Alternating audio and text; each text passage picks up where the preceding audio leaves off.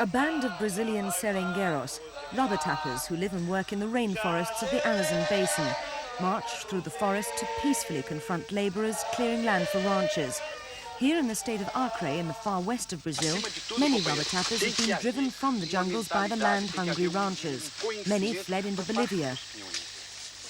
Others, like Chico Mendes, stayed on to fight the illnesses, to try and save the rainforest and their way of life. Led by Mendes, a 30,000-strong Seringueiros union has been taking on the ranchers, the national government, and even the giant Inter-American Development Bank, known as the IBD, for 10 years now, with great success. It was in 1974 that problems developed for the rubber tappers. The government then started carving out a roadway through the rainforest into the interior of Acre. The ranchers quickly followed, clearing the jungle to create pasture for their cattle. The rubber tappers could only leave or unite behind Chico Mendes and fight. Francisco Mendes Filho, or Chico as he's known, was taught the way of the jungle by his father. Traditionally, each of the seringueiros taps about 200 wild rubber trees. Latex is their cash crop. It's a way of life that's preserved the delicate balance of the wilderness, and one that could prove crucial in the battle to save the world's shrinking rainforests. The seringueiros are attempting to force the government to conserve vast tracts of the forest. The Mendes home is situated like most rubber tappers' homes, deep in the rainforest. As well as tapping rubber, Chico raises cows and hunts for game. But he learned at an early age that in Brazil it can be impossible to hide from political strife, not even in the jungle. A dissident army officer who fled into the Amazon to become a rubber tapper was responsible for his early political education. Then the ranchers arrived to teach him a different lesson. Chico learned quickly. He realized that he couldn't stand alone and that time was running out. The cleared land can't sustain cattle for long, so virgin forest is constantly ripped out to provide fresh pasture.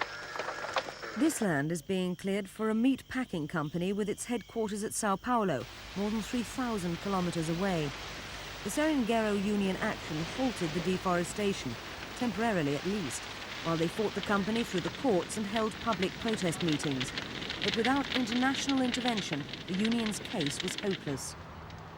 The Board on Meat Company is Brazil's biggest. In 1987, its export earnings from beef, much of it raised on cleared land in the Amazon, amounted to a staggering $140 million. Much of the beef canned in this factory finishes up on the tables of families in Britain and other industrialized nations. Frozen beef is packed for countries such as Iraq, England, the United States and West Germany. To counter these powerful and influential economic forces, Chico Mendes stood as a Workers' Party candidate in elections for a new state deputy in Acre. He used the election as a platform to attack anyone responsible for the destruction of the Amazon. In particular, he singled out the IDB, which financed the building of the new road in Acre. It was public knowledge here that the biggest contributors to the government's campaign were the road contractors.